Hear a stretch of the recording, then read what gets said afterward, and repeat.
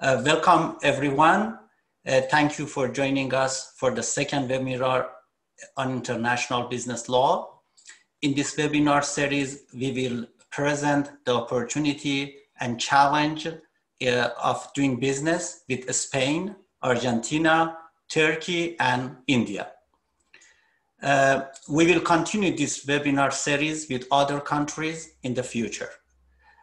In general, international business law is a body of legal rules, convention, treaties, domestic legislations, and commercial customs which govern international business transactions.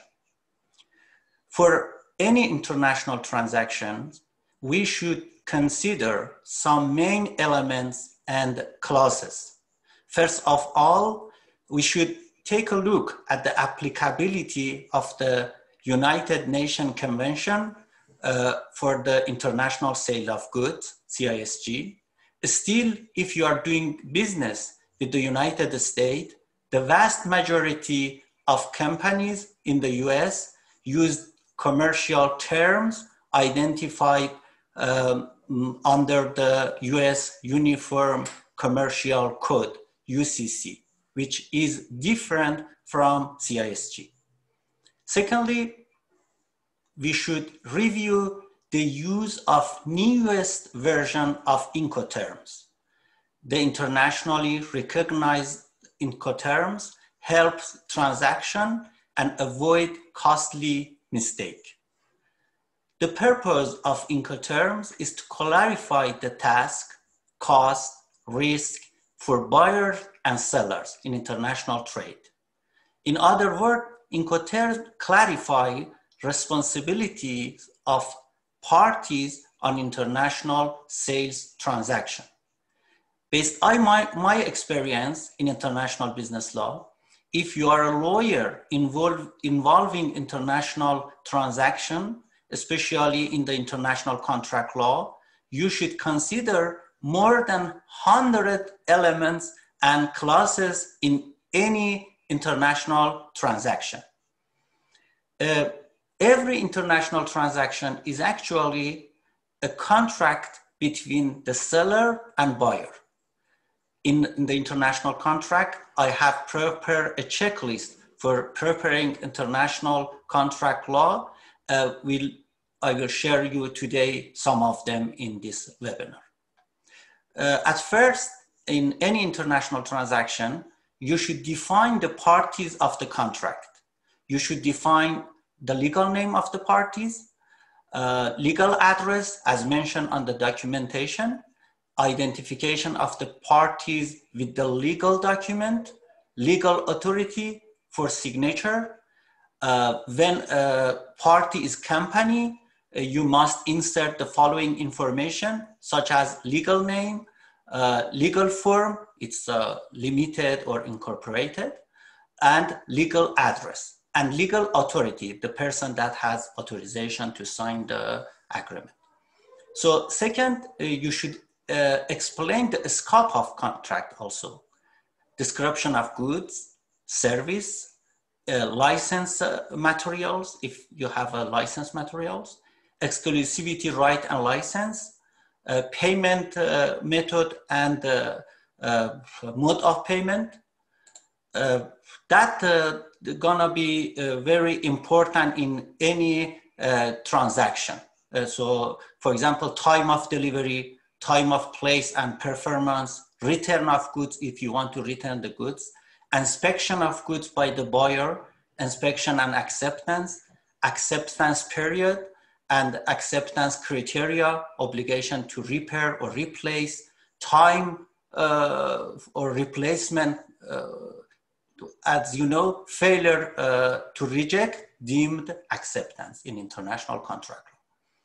Then you should address contract price and payment terms, payment right and obligation, prices, fees and expenses, repair amount if you want to repair the goods, for example, right to receive or refund a credit, currency payment schedule, obligation to pay undisputed amount, and the late payment, or especially in this time, electronic payment.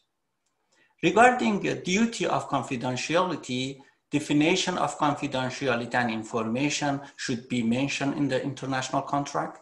Specific types such as source code, financial information, business practice, and the oral disclosure must be reduced to written form.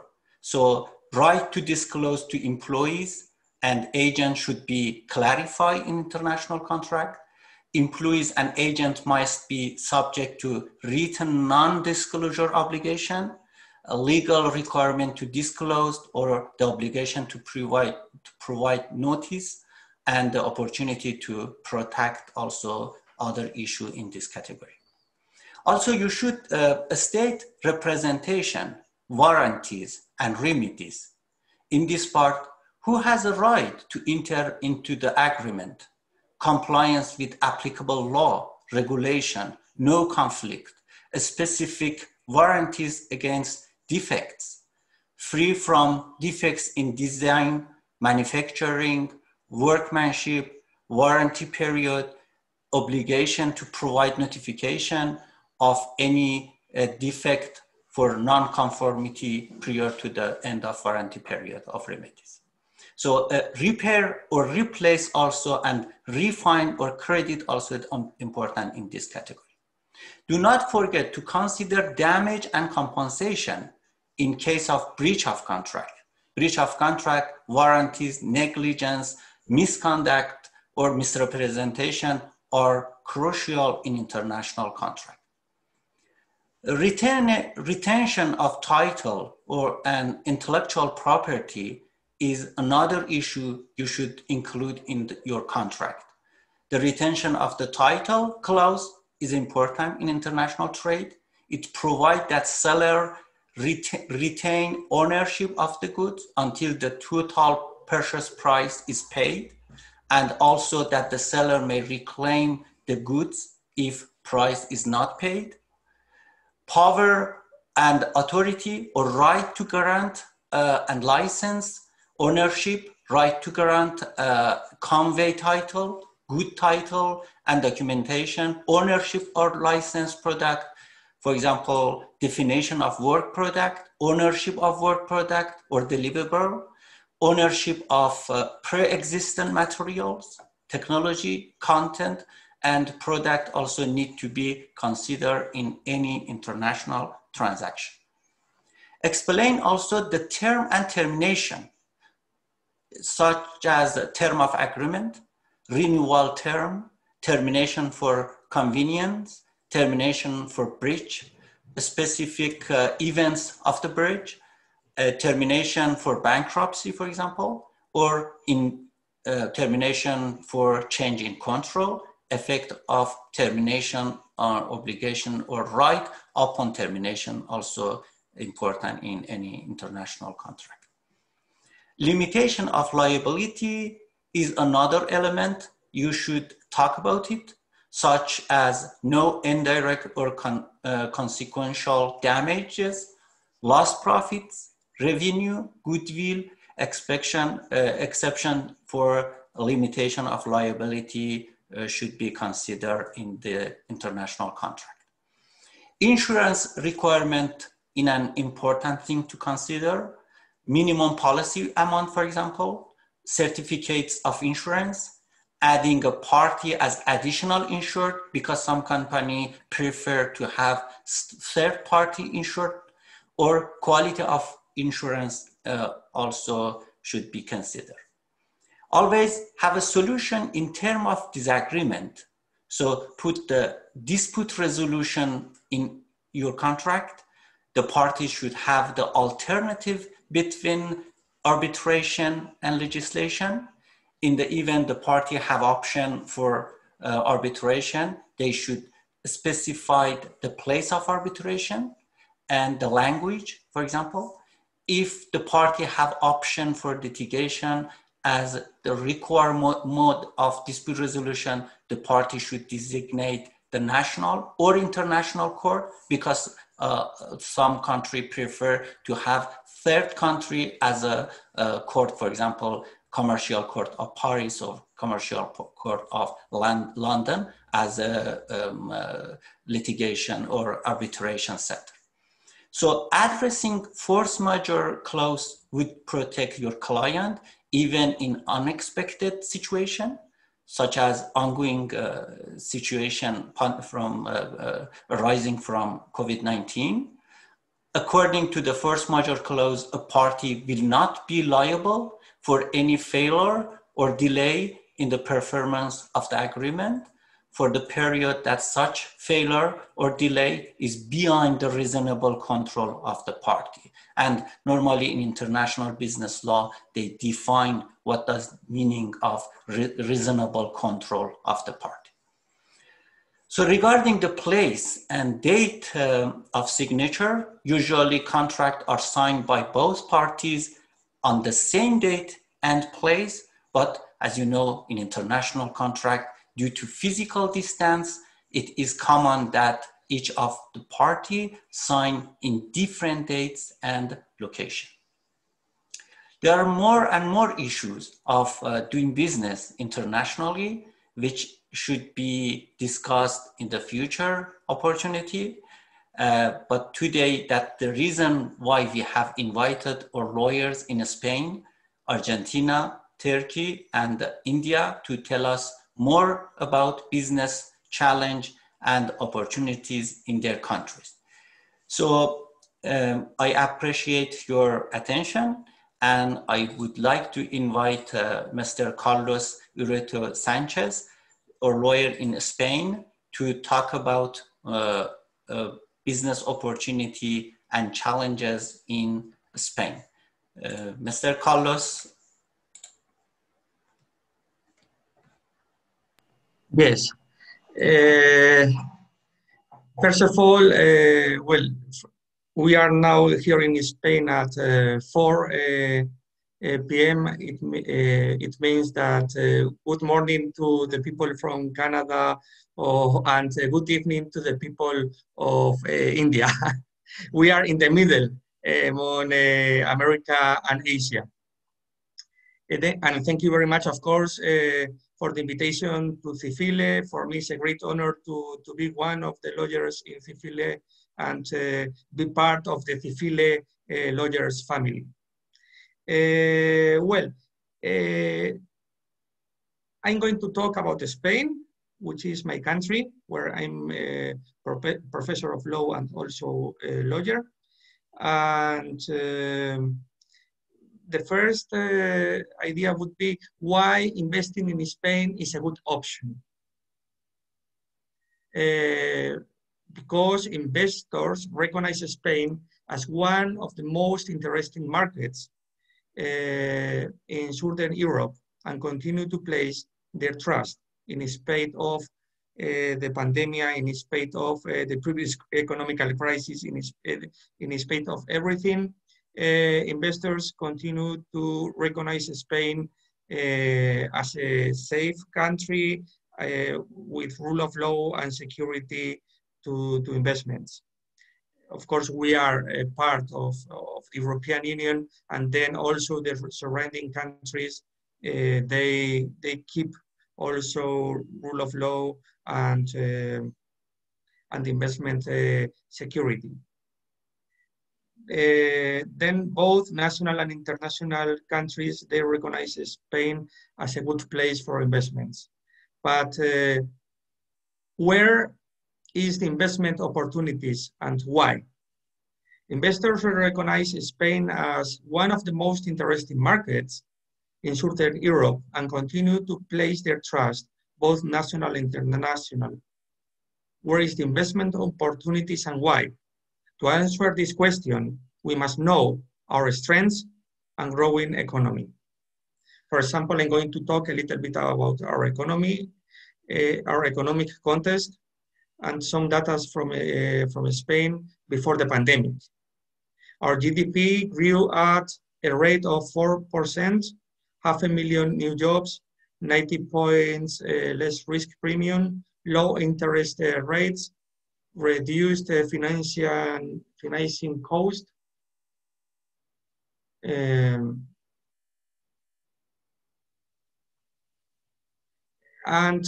is the opportunity today and why? In this context of expansion, new investment opportunities are created. In spite of the pandemic, we must keep optimism and keep optimistic everywhere.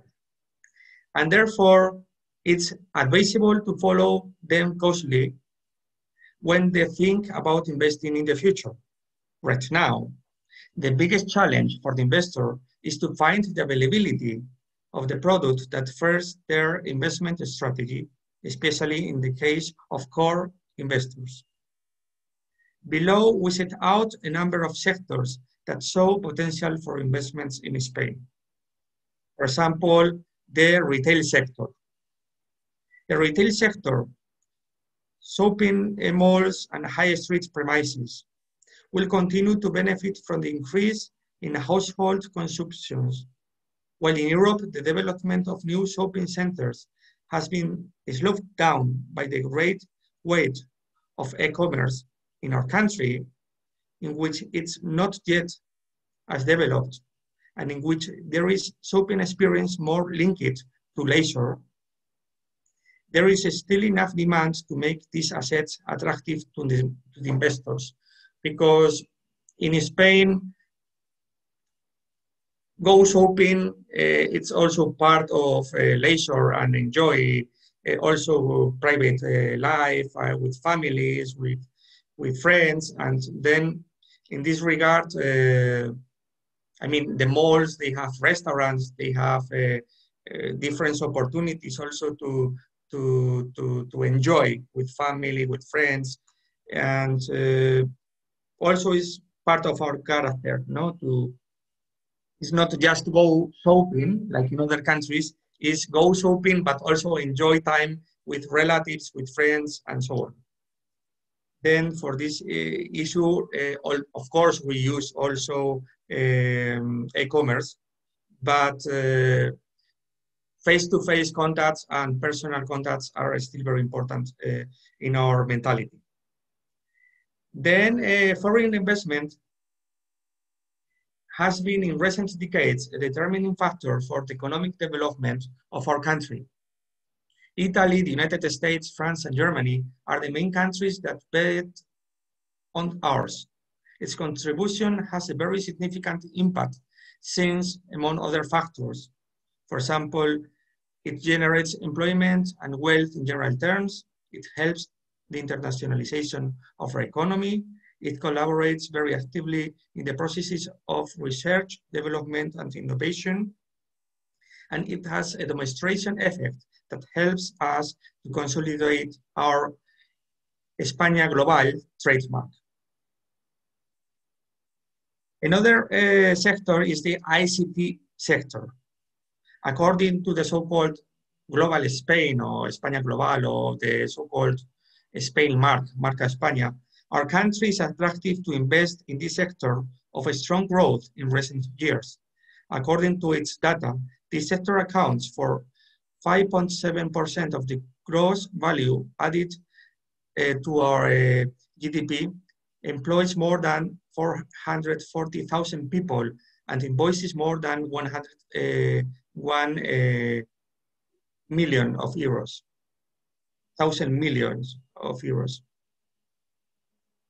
In Spain, we have enjoyed a rising tourism with 82.7 million visitors. It was the year before the pandemic, according to official statistics of 2018. But now we are around 80 million visitors, 85 million visitors a year. Of course, these figures are before the pandemic. We have now decreased the numbers more or less to the half, but now summer season is going to come. Then we must keep also optimism. Attractive real estate opportunities, a thriving business sector, and a second tourist destination in the world are more than enough reasons to invest in Spain.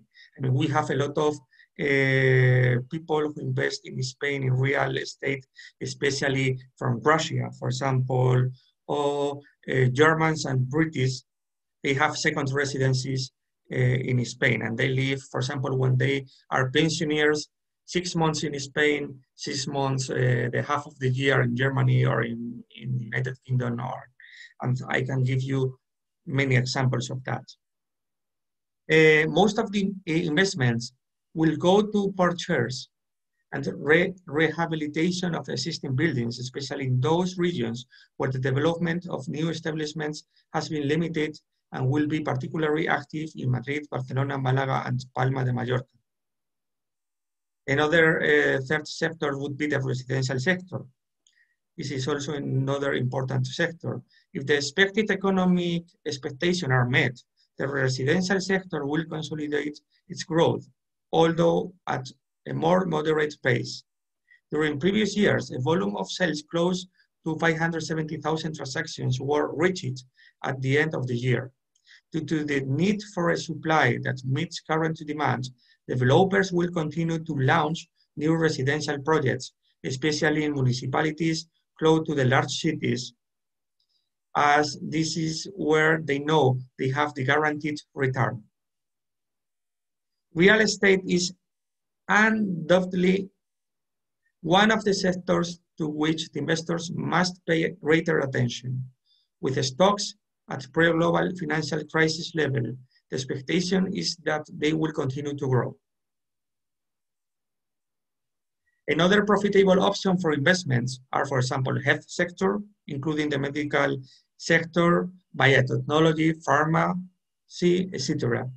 Also following the data from Marca Spain, for example, the biotechnology sector concentrates more than 3,000 companies, employs 202,250 workers, and invoices more than 53,152 million euros. Another sector would be the aeronautics sector. Also following data from Marca Spain, the Spanish aeronautical industry is the 5th in Europe in terms of turnover and employs more than 33,000 workers. Especially important is the sector, very high percentage for dedication to research and development. Another sector would be the automotive and component sectors. This is already a classic sector in Spain for decades. There are a good number of plants of recognized world prestige where vehicles and their components are manufactured. Not in vain, it represents 10% of the Spanish GDP. And brands such as General Motors, for example, in Valencia, they have an industry to produce cars, or Volkswagen, or Renault, or Citroën, among others, trust our factories. However, while it's a sector that deserves to be named, it's a major sector, but always with possibilities to invest.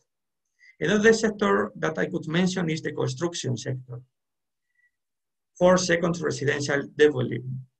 For example, in the coast, or in Canary Islands, or in Alicante, in the Costa del Sol, in Marbella, Málaga, in Andalusia, Catalonia, you can still at the beaches find places to build second residential places. Although it may seem paradoxical for foreign investment, our country is an excellent option to invest in brick. With the drop suffered by real estate, both in coastal and island areas, the sector has become very attractive to residents of other countries who are attracted, in addition to the climate, the coast, and the gastronomy, by these prices so competitive in relation to their purchasing power. I mean, in Spain, it's more or less like Florida in the United States, or California, I mean, in Europe. But of course, it's also an opportunity not only just for other European countries, but also for other places of the world. Another sector would be the fashion sector. Fashion sector has a large flagships such as Inditex Group, which is Zara, or Mango, or the important footwear sector. Its economic weight in the Spanish GDP is close to 3%, occupies more than 4% of the population, and reaches almost 10% of the Spanish exports. In addition, this major sector is experiencing a new honeymoon with e-commerce, with double-digit sales growth that exceeds 50 and 60 in recent years. And especially now in the time of the pandemic, Inditex Group, Mango, Zara has increased a lot the commerce sales. Commerce is also growing in Spain. Then why invest in Spain? Motives and incentives. Well, first of all, Spain, despite the ups and downs of the past decade economic crisis, remains a competitive country with growth potential. Its fantastic climate is an opportunity in itself for some sectors, as we have seen, and so is its magnificent geostrategic location, which gives quick access to Europe, North Africa, and can make a bridge to Latin America. It's depending where you are situated. If you are situated in Asia, it's a bridge to Latin America. If you are situated, for example, in Latin America or in North America, it's a bridge to Europe and a bridge to North Africa. Its domestic market, composed of 47 million consumers, expands to 68 million more international tourists who every year visit Spain. In addition, our country has a great network of communications and infrastructures. Secondly, another important factor is the relative legal, social, and economic stability. Unlike other latitudes, no revolts or radical regulatory changes or major economic collapses are expected in Spain. That must also encourage further investments. I mean, also we live under the umbrella of the European Union, then rule of law must be fulfilled. I mean, and not changes, no big changes. They can be even implemented by politicians in economics, because we must follow also the European Union guidelines for investments, for debt, for economical decisions as well. Because we share also the euro as a common currency, and in a monetary and economical policy, we must also to keep some basic and common standards with the rest of the European Union countries. Thirdly, likewise, and although there is a long way to go, Spain is trying to change its production model towards activities with greater added value through the promotion of international innovation and research and development. Fourthly, and finally, it should also be noted that foreign investment receives institutional aid with support from IFEX. IFEX is the Institute for Exports, Trading and Exports. I mean, and Spain Export and Investment belongs to the Economic and Commerce Ministry in Spain. And then among other organizations in Spain, gives also incentives and support for investments, and tax incentives associated with such investments, as well as accompanied for the lending in our country in the event that they are foreign companies that want to set up subsidiaries in our country. I mean, they can also follow you and help you. They have a web page with all the information and support that they can, and all the incentives in terms of taxes, in terms of to make investments here in Spain. Then I'm going to use one sentence famous of Neil Armstrong. Your best quote that reflects your approach. It's one small step for man, one giant leap for mankind. And to final with my presentation, I'm a lawyer of Cifile, but I'm also in the cluster of Lupicinio. I'm not working alone, and I'm a partner of Lupicinio in Spain, and we cooperate through me with Lupicinio and with Cifile. Then I'm going to talk a little bit about our services. What legal services you can provide for foreign people willing business with your country? Well, in Lupicinio, we are able to offer advice in legal specializations required in a wide range of fields of activity through Lupicinio International Law Firm, a transversal and multidisciplinary Spain law firm specialized in providing legal advice on highly complex matters, both local and global, where I work as of counsel. See below some examples. For example, in procedure of arbitration, compliance with regulations, administrative, regulatory, and sanctioning matters, banking and stock markets, bankruptcy and restructuring, bank litigation and debt collection, real estate and urban planning, labor law, commercial and civil law, international business and planning. We have offices in Cuba, in La Habana. We have also office in Moscow. We have also office in Argelia and office in Emirates, in Abu Dhabi, and several offices in Spain. And we propose comprehensive seamless solutions tailored to the client's business objectives through a multidisciplinary team of lawyers with extensive experience in bank recovery and litigation procedures.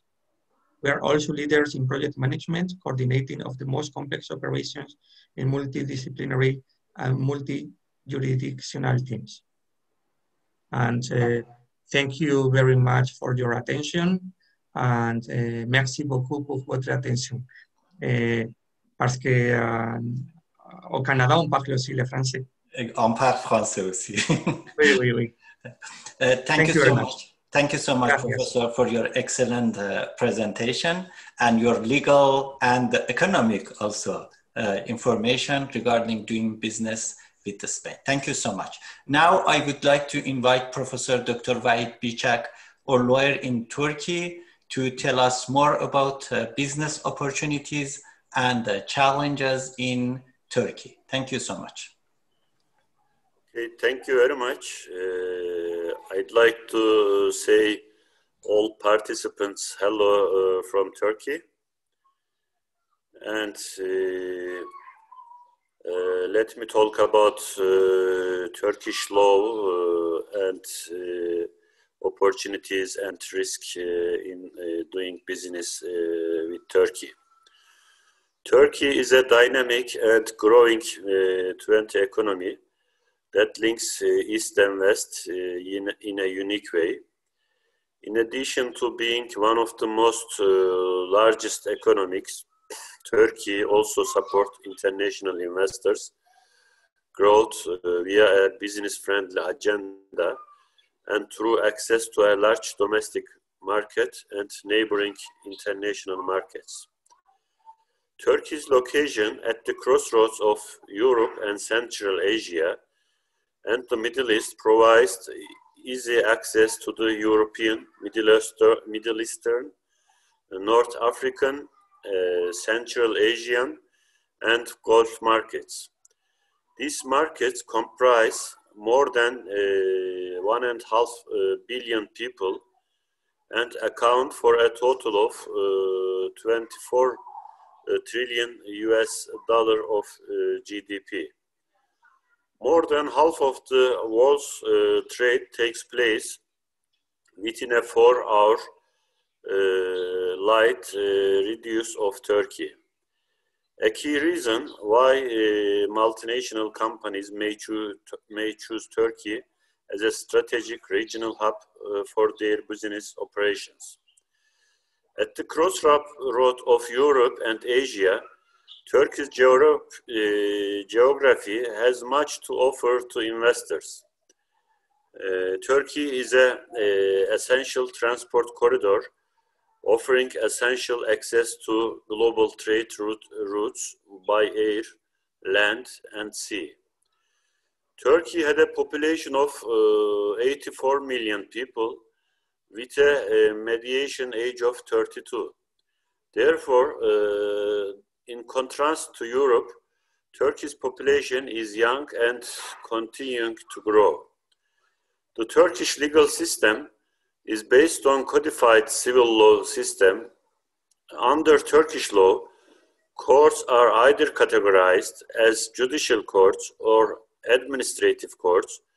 Within these two categories, subcategories also exist.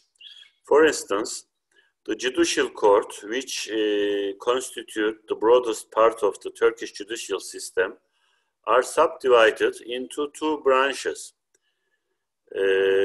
consisting of civil courts and the criminal courts, whereas the administrative courts are subdivided into administrative courts and tax courts. As a candidate country for accession to the European Union, Turkey is harmonizing its legislation with the European Union legislation.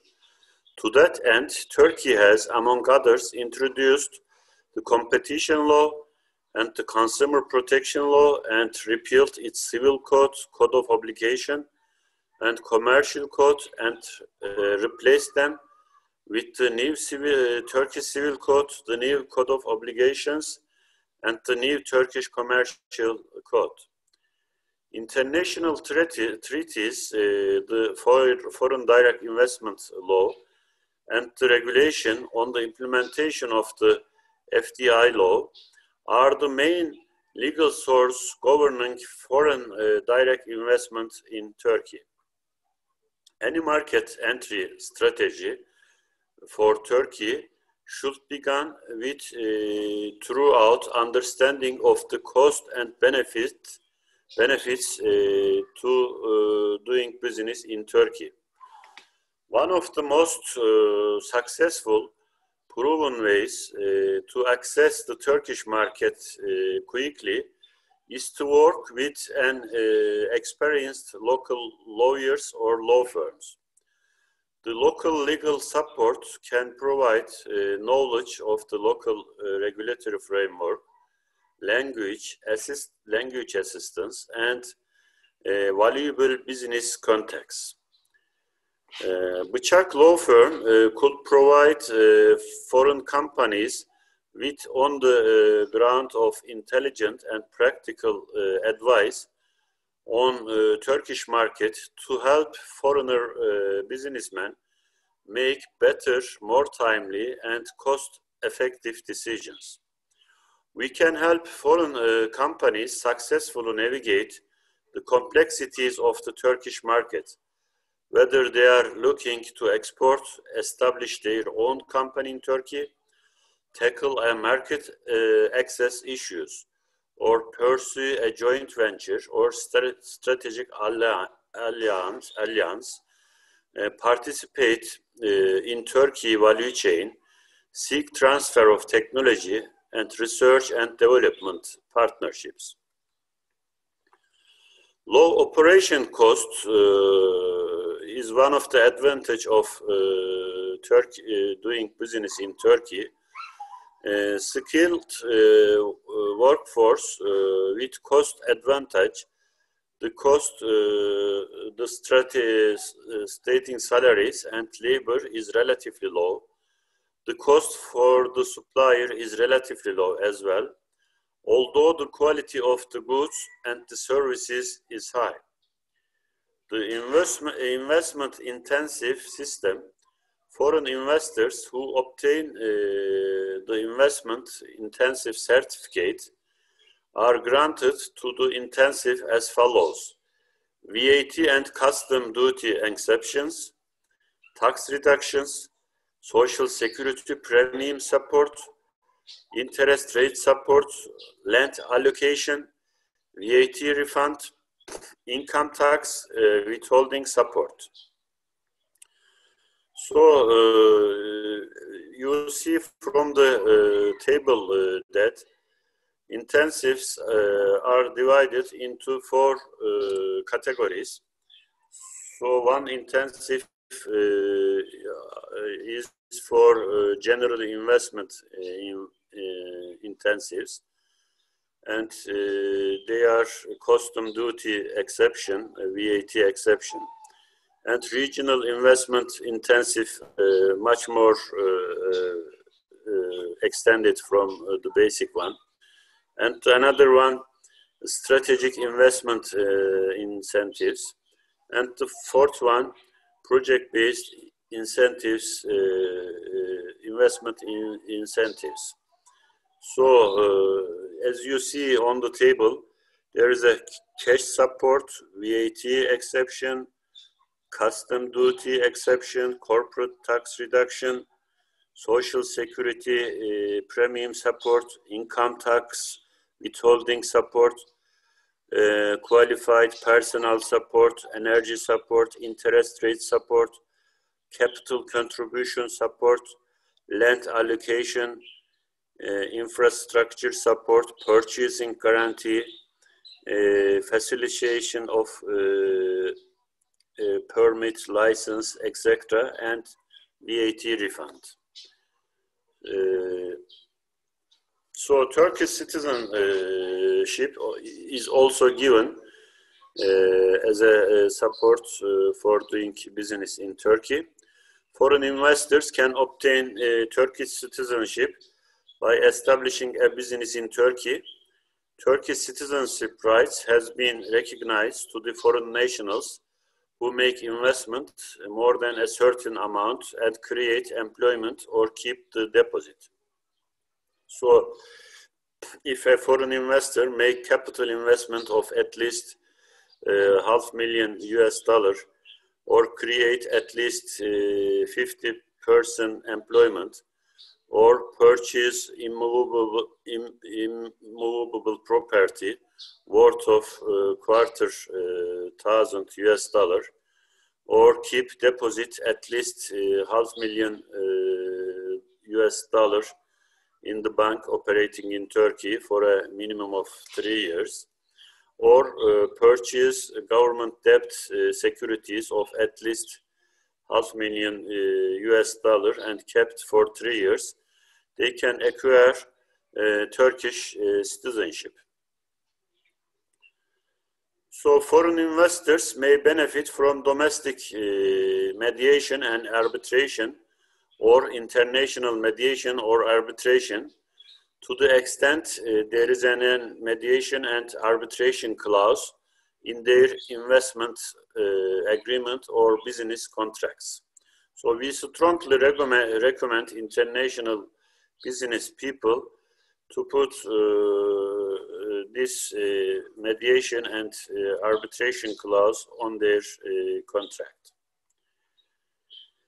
And business opportunities in Turkey. Turkey's geographic position marks it an important energy and logistic corridor links to Europe with the Middle East and Caucasus and Central Asia. Turkey is considered a commercial hub of the region, and the foreign companies should consider using Turkish partners to access business opportunities throughout Central Asia, the Caucasus, the Middle East, and even Africa. Turkish partners know these regions' markets well. Turkey's slow but continued movement towards membership in the European Union has created momentum to adopt European business regulations and standards in Turkey. Foreign firms are pursuing energy, aerospace, defense, and health care projects throughout Turkey. And travel and tourism are one of the most dynamic industries in Turkey. Textiles and clothing is one of the most important industries of the Turkish economy and the country's foreign trade. Turkish energy and utilities sector is attracting significant interest from foreign investors. Since transportation and logistics is one of the main pillars of both national and international trade, the Turkish government is making ongoing investments to create a new infrastructure.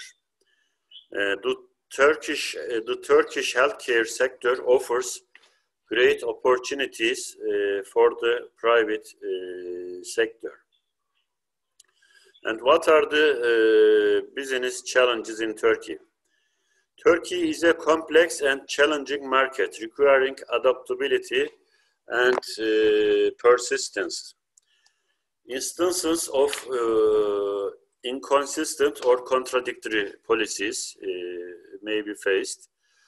Complex and at present times turbulent politics, instability in neighboring countries, a complex bureaucracy, regulation and documentation requirements, heavy terms and conditions in government contracts, and lack of transparency in tenders and other procurement decisions, and a weakened judicial system, time-consuming, unpredictable judiciary, and legal and regulatory framework. Market access barrier across a range of sectors. Weakening currency, the Turkish lira has continued to slide against the foreign currencies sharply nowadays, and decrease in consumer demands, fluctuating unemployment, increase in protectionist and populist measures, including import tariffs and localization efforts. Turkey remains committed to joining the European Union. However, this process has been slow and cumbersome. Foreign firms are encouraged to work closely with the expert lawyers to vet potential projects, find qualified partners, and conduct due diligence. So what service we can provide for foreign people willing business with Turkey? Bıçak Law Firm has assisted hundreds of small, medium and large sized firms exporting to or importing from and expanding in the Turkish market. To map out the opportunities and better understand the challenges of doing business in Turkey, foreign firms, both large and small, are encouraged to engage with Bıçak Law Firm in Turkey for market information, updates on regulatory issues, major projects, and business developments. We encourage business people to meet with our multilingual, sectoral focused business development legal teams for individualized market consultations. Careful planning and patience are the keys to success in Turkey, and Bıçak Law Firm here is to help foreign business navigate the Turkish business environment. Bıçak Law Firm provides high caliber legal consultancy, mediation, arbitration, litigation, and training services to domestic, regional, and global companies, organizations, governments, NGOs, and individuals. And the digital world allows us to adopt in ways that make geographical barriers almost non-existent for clients who span different continents and time zones. We work remotely with the majority of our clients, which provides both sides greater flexibility and save time and cost of travel expenses. We understand government bureaucracies, how and with whom to work throughout the process, as well as how and when the strong advocate our client's position.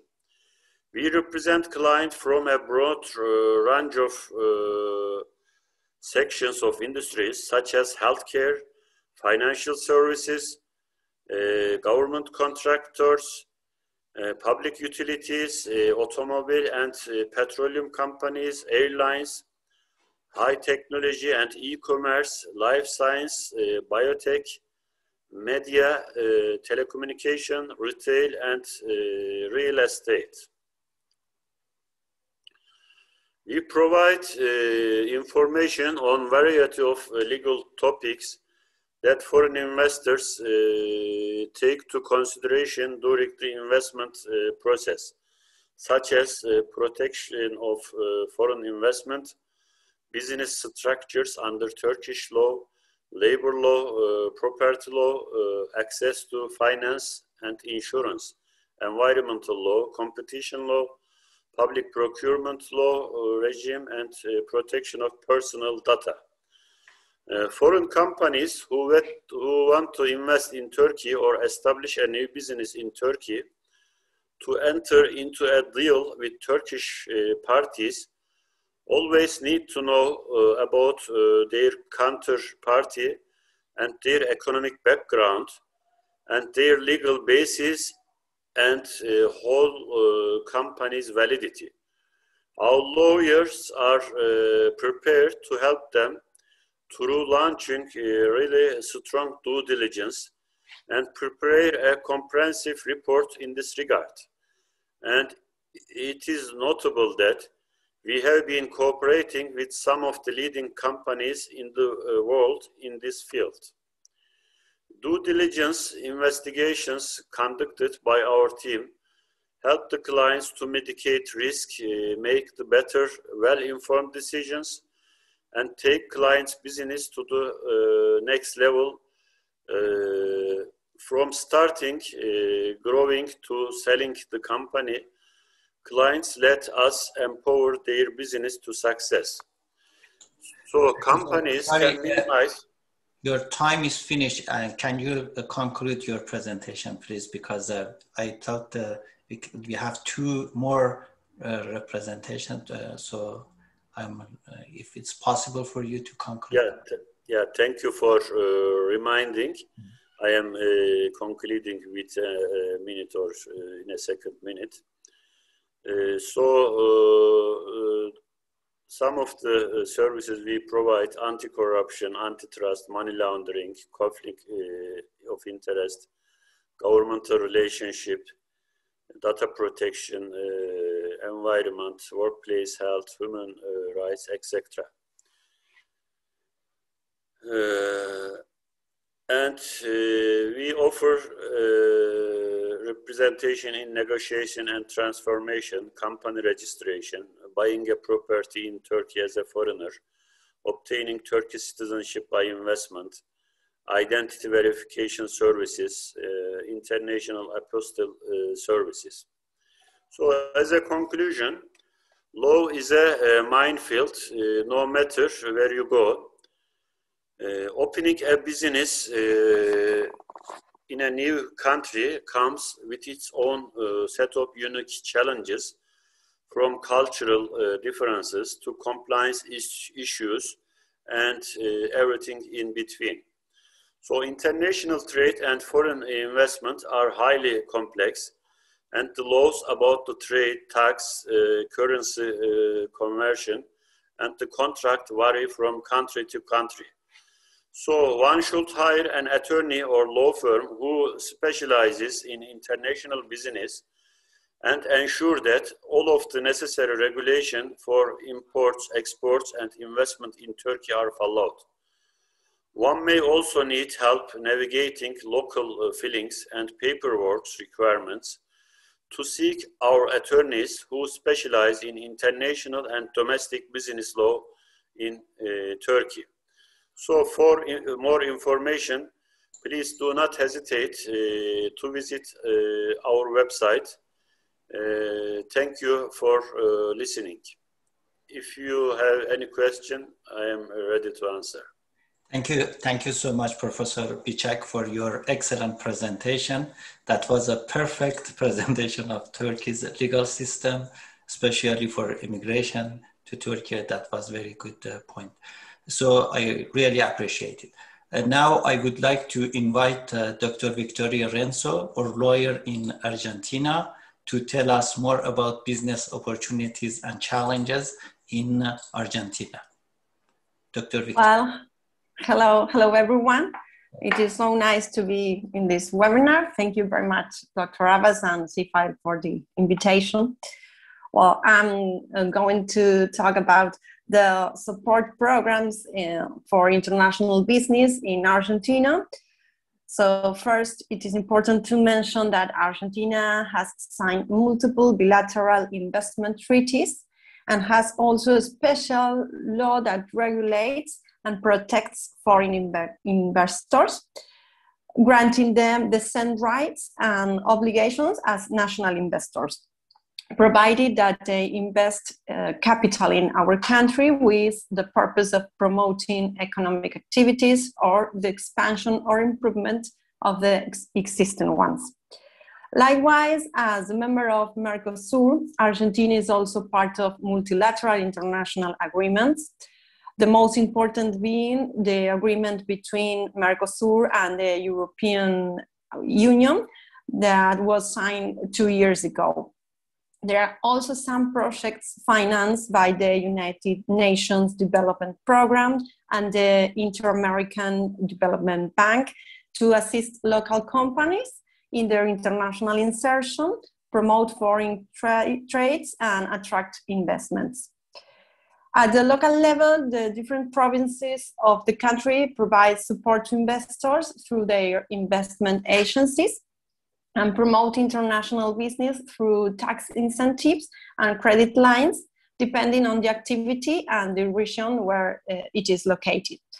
To mention a few, we have Invierta Jujuy in the north of the country, the province of Jujuy.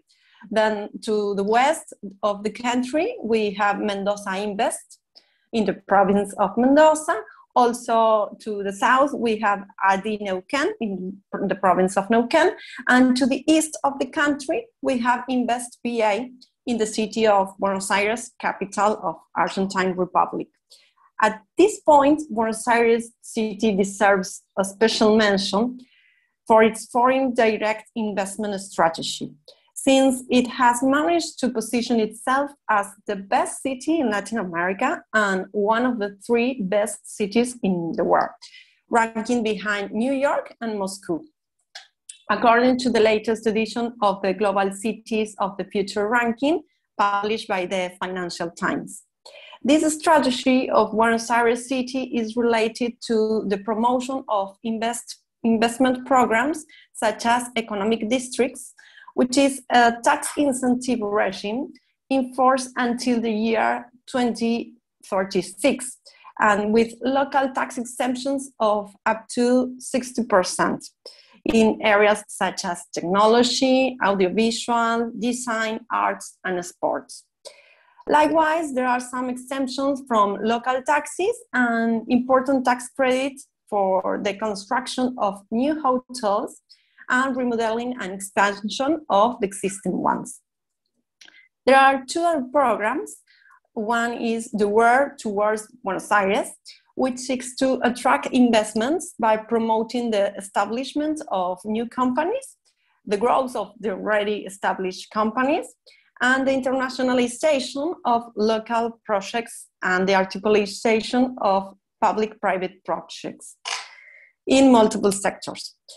And the second one is Buenos Aires to the World, which seeks to export the city's talent and includes a training stage for the exporting community and a linking stage so that small and medium-sized enterprises and entrepreneurs enter international markets, either to seek financing or partners for their business. In addition, Invest BA offers the Global Bridge platform, which is a free virtual tool that gathers in one place the services that entrepreneurs and businessmen in the city of Buenos Aires need for their internalization of their business and for the investment process, and to connect with them with possible partners. Finally, InvestBA has a specialized team that provides global advice and accompanies the investors throughout all the process, facilitating work meetings with investment executives or workshops with government officials, and access to a large network of partners. Now, talking about opportunities of investing in Argentina, it has to do with a very wide investment offer due to the great extension of its territory, the multiplicity of climates, and the important variety of natural resources, plus the beautiful landscapes that we have, which allows Argentina to have a highly diversified economy and the possibility of offering an investment markets for many sectors. The largest opportunities are found in the mining sector, mainly in the north of the country, where there is an interesting lithium investment proposal in Salinas Grandes in Jujuy province, in addition to other minerals such as gold, for example. And also the energy sectors, among which the most important is the development of the Vaca Muerta shale oil and gas reserves in Neuquén province, in the south of the country. Also existing rich and explored areas, mining areas.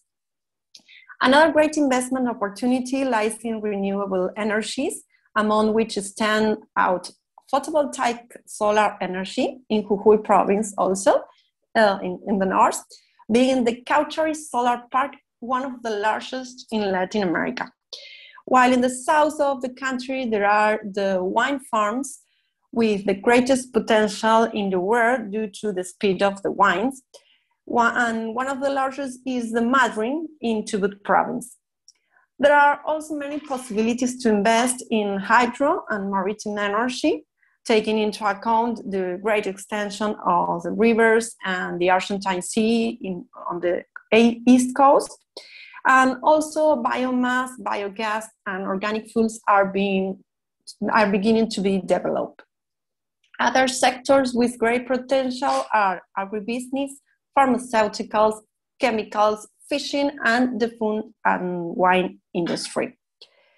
On the other hand, Buenos Aires City has managed to become a very important investment square, finding the best opportunities in knowledge economy, creative and cultural industry, real estate, tourism, and one of the most important within the city's exports are the services in general, but especially IT, businesses, and financial services. It is also interesting to mention that there are 5 local unicorns in the city. Mercado Libre is the most known around the world. Finally, qualified human capital is another great resource that Argentina has, both to export and to take advantage of if invested here. Since local talent is recognized throughout the world and has placed the city of Buenos Aires among the best in Latin America, which generates a great competitive advantage for those who do business in US dollars, considering the low cost of labor due to the devaluation of Argentine peso. Furthermore, Buenos Aires City has a strategic location to do business since its time zone is aligned with the United States. It's the first city of congresses and conventions in America.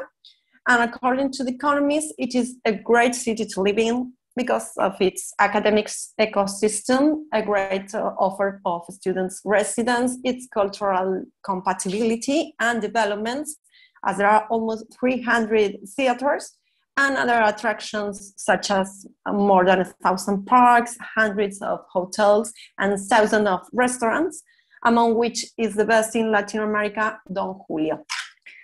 Now, moving on to the challenges of doing international business with Argentina, it is necessary to consider that the serious economic crisis that is going through which was deeply aggravated by the COVID-19 pandemic. So all sectors are currently badly damaged. And undoubtedly, one of the great challenges for those who wish to invest in our country will be to be able to detect the specific difficulties of the sector that was chosen to invest and to implement efficient measures for its fast recovery so that it can be profitable in the short term. On the other hand, although Argentina has huge potential in terms of renewable energies, it should be taken into account that the sector is not yet highly developed. So those interested must assume the investment risks, since being in the initial stage involves having to wait a long time to reap the fruits. In this sense, logistics might be a problem too, due to the infrastructure deficit that Argentina has, because of the lack of roads, railways, ports, and airports. But this may also imply an opportunity to invest in this area. Finally, Argentina is a country that still has an archaic system with administrative obstacles that slow down all the processes. Anyway, some of them have been streamlined in recent years. For example, we have implemented a national electronic public purchase system, which is a replica of the system that has been successfully used for many years in the city of Buenos Aires, and that has greatly facilitated both local and foreign bidders' participation. However, we still have a lot to improve, and this could be a challenge for investors that are used to operating under other parameters and are not used to dealing with bureaucracy.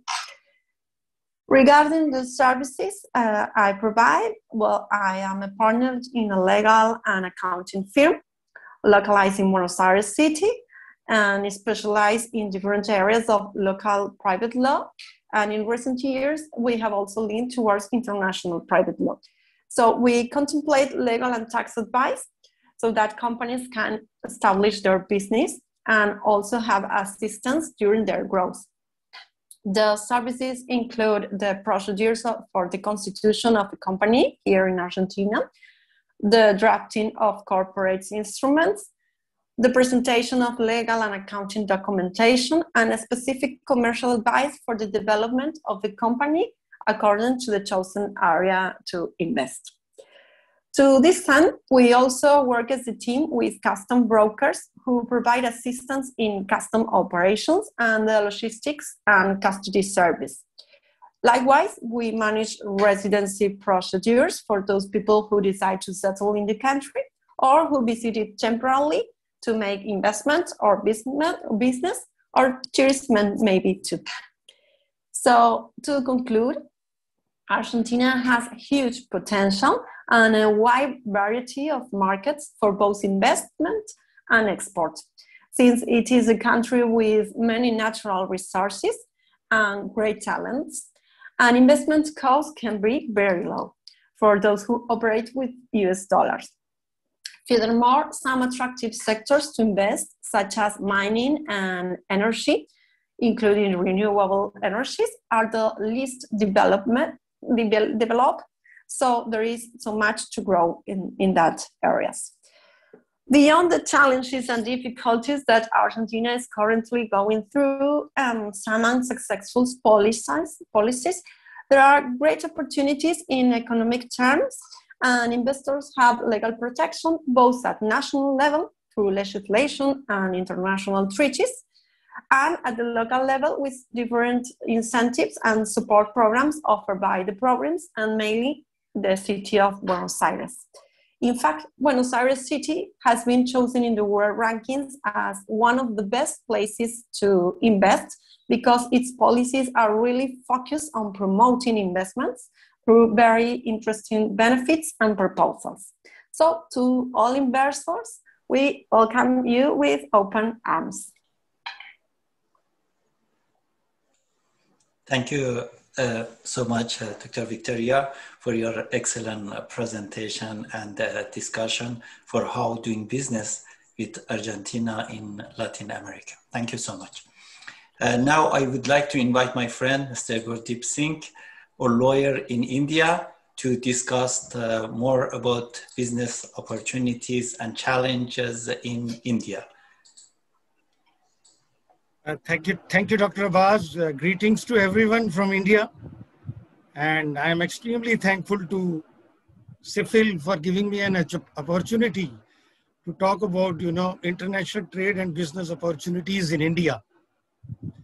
And can I have my PowerPoint presentation? Yes.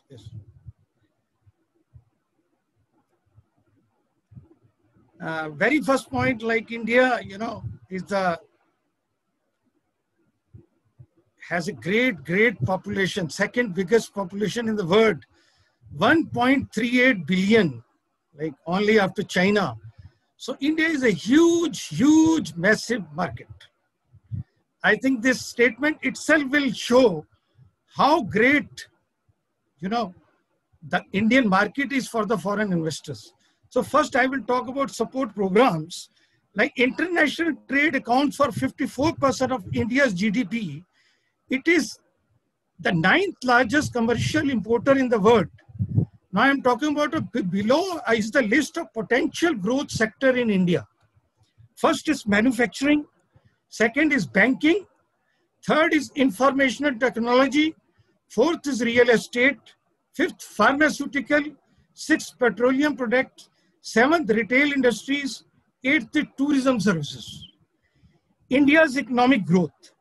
Through India's central government recent reforms such as GST, goods and services tax, land acquisition, smart cities, digital India, make in India, the country has seen a positive economic growth. Today, India is a fast growing global economy. In the next 8 years, India is expected to experience an average annual growth rate of 7.2% according to the recent Harvard study. I'm not talking about Indian point of view. I'm talking about Harvard study. India has a population of 1.38 billion, second largest in the world, and India is a huge market for foreign business and trade. International Chamber of Commerce, ICC, and Indian Chamber of Commerce are in sync with each other and support various programs on regular basis to encourage international business and trade in India. Now, I want to be very crisp and short because import-export business opportunities in India. India has created special economic zones which no other country in the world has done. For import-export business opportunities in India, special economic zone is an area in which the business and trade laws are different from the rest of the country. They have been specifically created to support and encourage foreign companies to do trade and business with India without any legal and administrative foundations. Presently, there are 8 special economic zones in India as follows. First, Santa Cruz in Maharashtra. Second, Cochin is Kerala. Third, Kandla in Gujarat. Fourth, Surat in Gujarat. Fifth, Chennai in Tamil Nadu. Sixth, Visakhapatnam, Andhra Pradesh. Seventh, Falta in West Bengal. Eighth is Noida in Uttar Pradesh. In special economic zone, the laws of India are completely relaxed for the foreign trade and business of establishing manufacturing units for the foreigners. Foreigners individually also and foreign companies also. Now, what are the challenges? There are 3 main challenges in India. Corruption is a main challenge in India. A lot of corruption. Second, in the present scenario, with regard to COVID-19 pandemic, the business and trade process may become slower as the whole of the nation is under lockdown. Though lockdown is, next week is started, getting unlocked.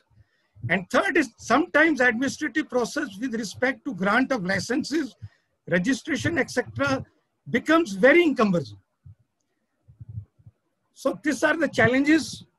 And as a lawyer, like what can I do? I really want to tell you, if in India, if you have a person who has a local knowledge, he can play a very, very important role. to really deliver a lot of good things. Like for example, when I am there, then there will not be any hassles as far as licenses are concerned.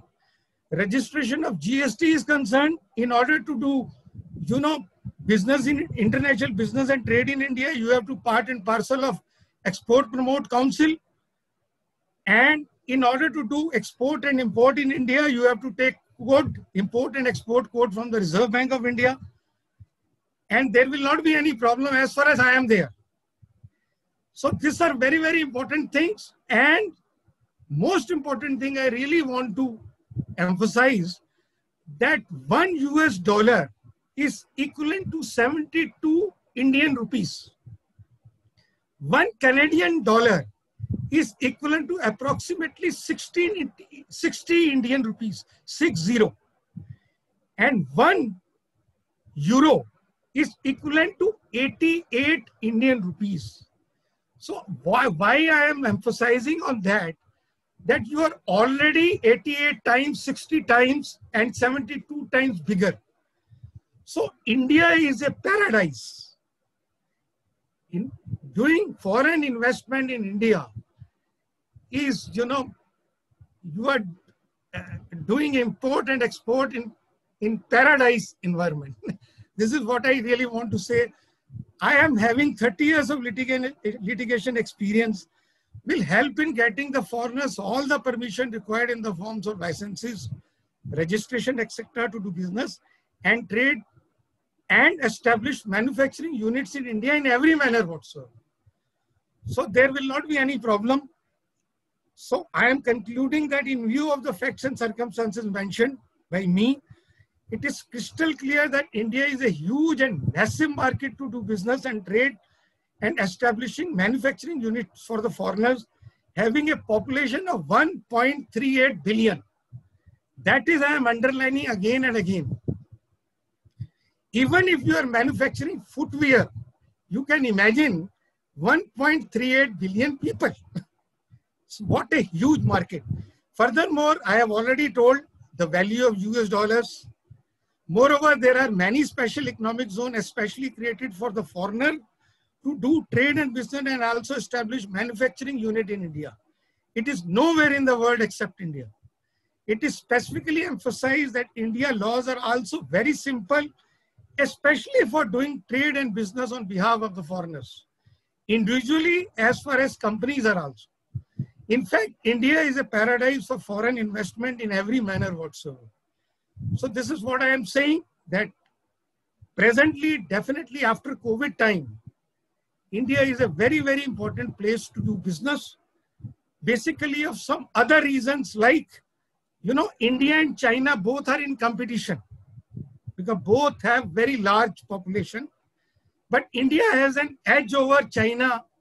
Definitely after COVID-19, I don't have to explain in many manners. Everybody knows. Second, India is an English-speaking nation. India has a cheap labor. India has a magnificent judicial system. And if you know a local person, a local lawyer, like I will be there will not be even a single person problem. And all the things can be done, all the setup can be done between 30 to 45 days. I am talking in an open forum. So India is a paradise. All people are welcome with the open arms. Thank you.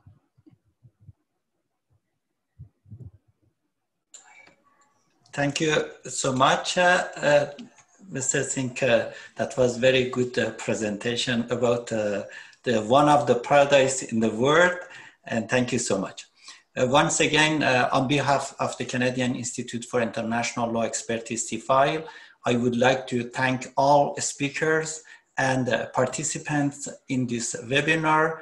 Great. It looks like we have covered most of the issue. Thank you, everyone. And I will appreciate you being here.